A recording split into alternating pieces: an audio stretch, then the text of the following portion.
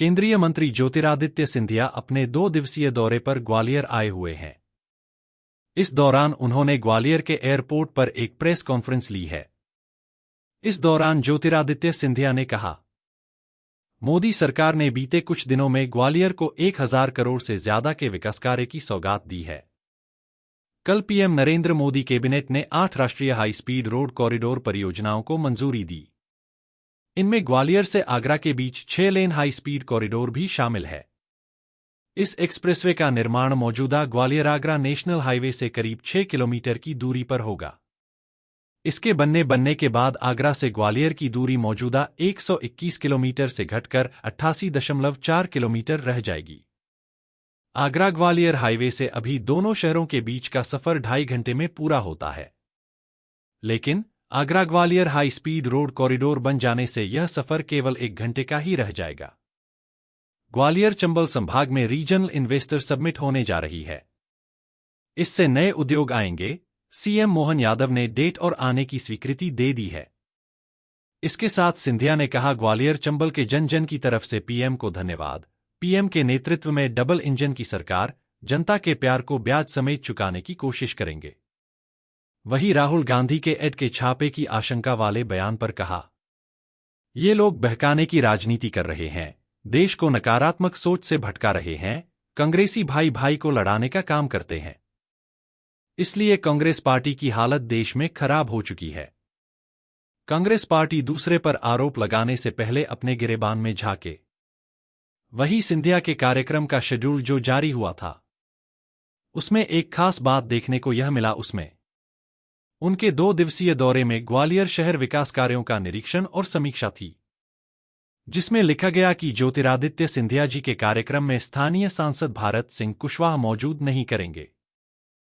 सांसद भारत सिंह कुशवाहा को साथ रहने के लिए कहा था, परंतु वह अपनी पूर्व निर्धारित व्यवस्था के कारण शामिल नहीं हो पा रहे हैं। दोनों पैरेलल में काम चलेगा या आगे पीछे? नहीं, ये दोनों अलग रोड है। एक रोड हमारा उत्तर से दक्षिण जा रहा है, जो हमारा आगरा से ग्वालियर एक्सप्रेसवे है, वो उत्तर से दक्षिण है। और ये पूर्व से पश्चिम, जो इटावा से हमारा कोटा तक चंबल एक्सप्रेसवे चलेगा। तो दोनों का कार्य संभाग के लिए अनिवार्य है, बहुत ही महत्वपूर्ण है।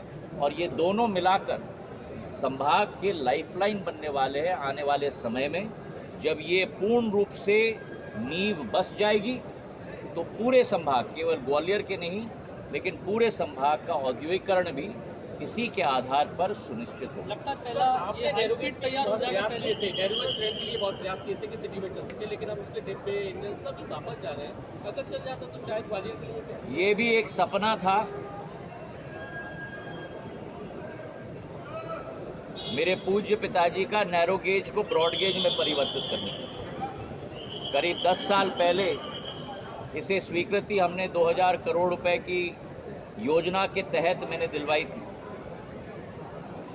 आज हमारे सभी कार्यकर्ताओं के, सभी नेताओं के आशीर्वाद के साथ, चाहे मुख्यमंत्री मोहन यादव जी हों, नरेंद्र सिंह जी हों, शिवराज सिंह जी हों, आज वो तीव्र गति से कार्य हो रहा है। और मैं रेल मंत्री अश्विनी वैष्णव जी को भी तहे दिल से धन्यवाद देना चाहता हूं कि इस साल भी बजट के आवंटन में, रेलवे बजट के आवंटन में उस नैरो गेज से ब्रॉड गेज के परिवर्तन के लिए भी 750 करोड़ रुपए उन्होंने आवंटित किया है। जहां तक हमारे डब्बों की बात हो, हमारी ये चर्चा हो रही है रेल मंत्रालय से कि पुराना जो हमारा इतिहास है, हमारी संस्कृति है, नैरो गेज के डब्बे, हम लोग कोशिश कर रहे हैं कि ग्वालियर में एक थोड़ा टूरिज्म का सर्किट उसके आधार पर बन पाए।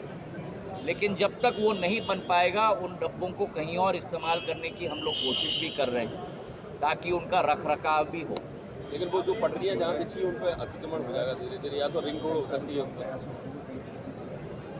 हाँ, 28 तारीख को, अभी तिथि थोड़ा निर्धारित पूरे रूप से नहीं है, अभी 28 तारीख को हमने तय किया है, पर शायद एक दिन इधर उधर भी हो सकता है। 28 तारीख को जो मैंने निवेदन किया था, मुख्यमंत्री जी को मैं धन्यवाद अर्पित करना चाहता हूं कि ग्वालियर में इन्वेस्टमेंट समिट भी होने जा रहा है। और अब और यही सही समय है। प्रधानमंत्री जी जो कहते हैं ना, यही समय है, सही समय है। अब यही सही समय है जब हम लोग निवेशकों को ग्वालियर में आकर्षित करें। क्यों?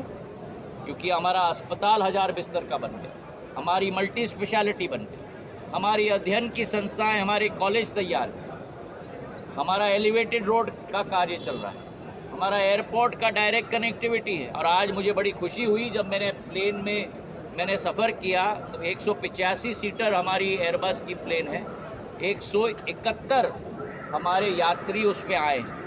तो जो मुझे चिंता लगी थी, अब धीरे धीरे करके ग्वालियर के वासी ने भी इस सुविधा को अपनाया है, जिसके लिए मैं ग्वालियर के वासियों को भी धन्यवाद देना चाहता हूँ।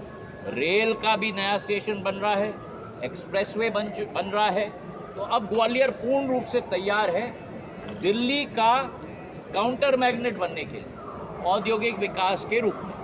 और यही समय है, और मैं धन्यवाद अर्पित करना चाहता हूँ मुख्यमंत्री जी को कि उन्होंने तारीख भी सुनिश्चित की है ग्वालियर में इन्वेस्टमेंट समिट आयोजित करने के लिए।